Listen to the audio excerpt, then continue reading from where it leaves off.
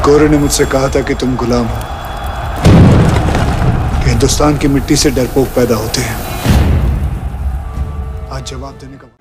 सारागढ़ी युद्ध 12 सितंबर 1897। उत्तर पश्चिमी सीमांत प्रांत में कोहाट जिले में 6000 फीट की ऊंचाई पर सारागढ़ी किले पर 36 सिख रेजिमेंट के 21 जवान तैनात थे। सुबह के 8 बजे थे। बाहर तैनात सैनरी ने दौड़कर अंदर खबर दी कि बाहर हजारों पठानों का एक लश्कर झंडों और नेजों के साथ उत्तर से सारागढ़ी किले की तरफ बढ़ रहा है। उनकी तादाद 8 से 14 हजार के बीच थी। पठानों की सेना नगाड़ों और राइफलों के शोर के साथ अल्लाहू अकबर बोलते हुए आगे बढ़ रही थी। यह मंजर किसी के भी दिल को दहला देने वाला था। हवलदार ईश्वर सिंह ने पास के फोर्ट लोखार्ट पर तैनात अंग्रेज अफसर को हालात का जायजा दिया। कर्नल होटल का हुक्म आया, होल्ड यूर पोजीशन।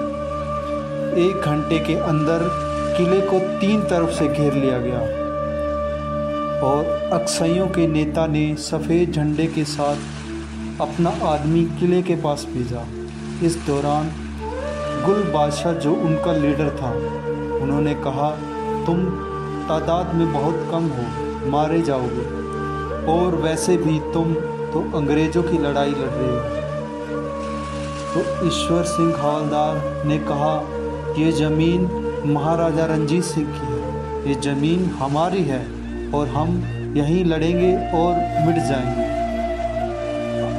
आप में अगर हिम्मत है तो आगे बढ़ो और हमारी गोलियों का मज़ा लो, और आप हमें बहलाने के तरीके बंद करो।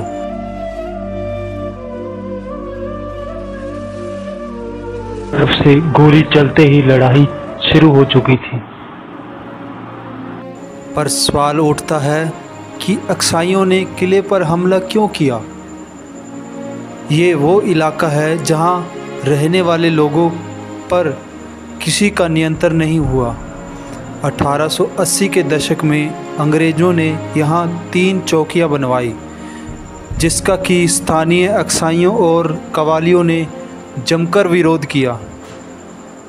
इस एरिया को ब्रिटिश इंडिया में नॉर्थ वेस्टर्न कहते थे, जो आजकल के पाकिस्तान का खैबर पख्तूनख्वा है। वो एडमिनिस्ट्री टेरिटरी में आता था, लेकिन वहाँ पे ब्रिटिश कानून का नियंत्रण नहीं था। वह एरिया जो था वो बॉर्डर से सटा हुआ था। उन्हीं पर वहाँ जो लोग रहते थे, वहाँ ब्रिटिश का कानून नहीं चलता था, बल्कि वहाँ रहने वाले लोगों का खुद का कानून चलता था। इस एरिया को क्लोनोसाइड करने के लिए अंग्रेज़ों ने बड़े ही प्रयत्न किए। जैसे जैसे अंग्रेज़ों ने अपने एडमिनिस्ट्री को आगे बढ़ाने की कोशिश की, रोड बिल्ड और इंफ्रास्ट्रक्चर को बिल्ड करने की कोशिश की, तो वहाँ के लोगों ने अंग्रेज़ों के खिलाफ़ जिहाद डिक्लेयर कर दिया। अब दोबारा लौटते हैं लड़ाई की तरफ। 1 घंटे में ही पठानों के 60 सैनिक मारे जा चुके थे और सिखों की तरफ से सिपाही भगवान सिंह भी शहीद हो चुके थे।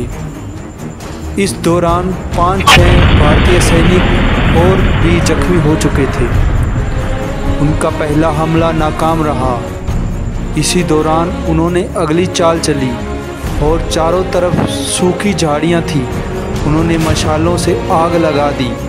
आग का फ़ायदा उठाते हुए पठानों के 2 आदमी गाड़ी के पिछले कोने तक पहुंचने में सफल हो गए। उस दौरान उन्होंने किले की दीवार में छेद करना शुरू कर दिया। दूसरे किले पर तैनात अंग्रेजी अफसरों ने हमारे सैनिकों को बहुत से संदेश भेजे कि किले में छेद हो रहा है, पर आग के कारण धुआं बहुत ज़्यादा हो गया था, जिसके चलते हमारे सैनिक संदेश नहीं पढ़ पाए।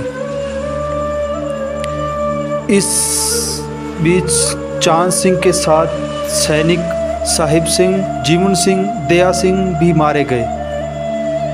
जब चांद सिंह अकेले रह गए तो बाकी बचे जवान और ईश्वर सिंह भी अपनी पोजीशन छोड़कर मुख्य द्वार पर आ गए। पठानों की तरफ से इतनी गोलियां एक साथ चल रही थी, पर फिर भी सभी जवान बहादुरी के साथ डटे रहे। अब दोपहर के 3:30 बज चुके थे।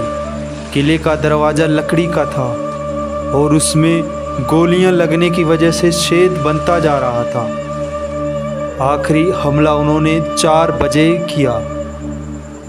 तब तक दरवाज़ा पूरी तरह से टूट चुका था।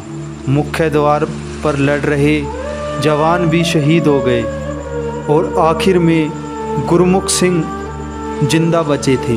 गुरमुख सिंह ने कर्नल होटल को संदेश भेजा कि किले में आग लग गई है, अब अकेला हूँ और मैं संदेश और नहीं भेज पाऊँगा।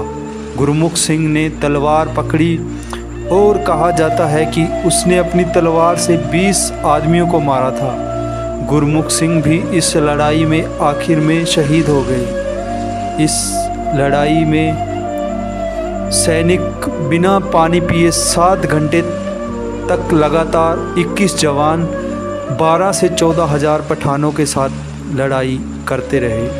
इसी लड़ाई को दुनिया की सबसे बड़ी लॉस्ट स्टेन में जगह दी गई। इस लड़ाई में शहीद हुए सभी जवानों को उस समय के सबसे बड़े सम्मान Indian order of merit class 2